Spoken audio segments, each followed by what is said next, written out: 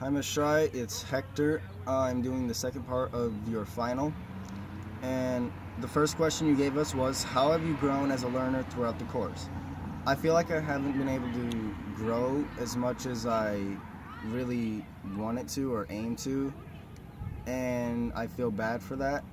And I do apologize for not doing the essays. But English has always been a very difficult subject for me, and I feel like I should have really tried harder and asked you more questions. The second question that you gave us was, what is the most important idea / argument that was generated in discussions, and can you explain this concept in your own words? One of the main discussions and arguments we talked about in class that I remember is essentialism, and that was like the way people's thought process, because as I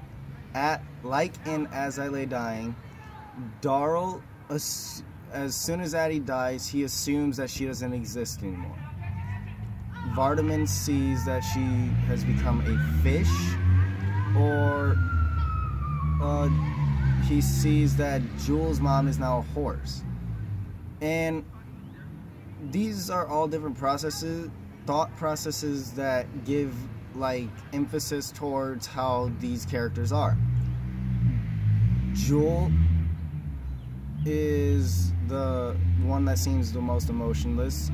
Vardaman takes and accepts whatever he is told, and Darrow seems to just be him, and he's often ignored, and so he sees that his mother doesn't exist anymore, so he feels like his existence, it doesn't matter, and it's shown that he doesn't really talk much anymore, and it seems like he's ignored. The third question was, why is this the most important concept, and how does it apply to your world as a whole?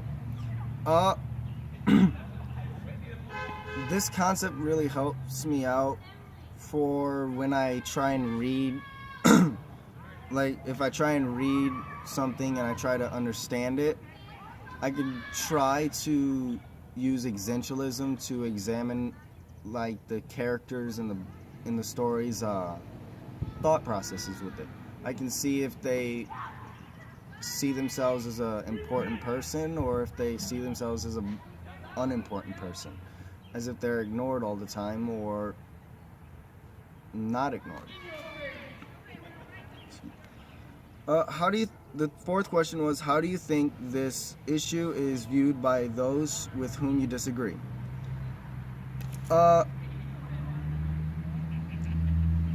think that if there are people who disagree with how I see this, it's how they view it. My way of seeing it will always be different than someone else's. If I ran into someone who decided to have a debate with me about it, I would probably try my hardest to state my opinion and support it with all the different facts.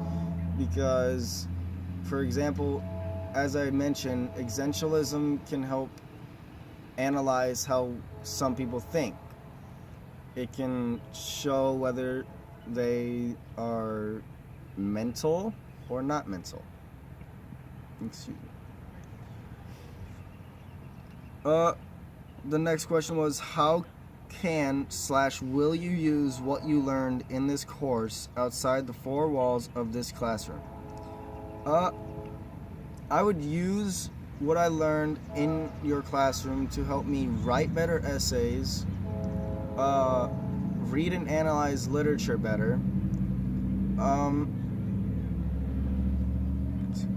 I could try to use different research styles to help me with future essays or projects I have to do.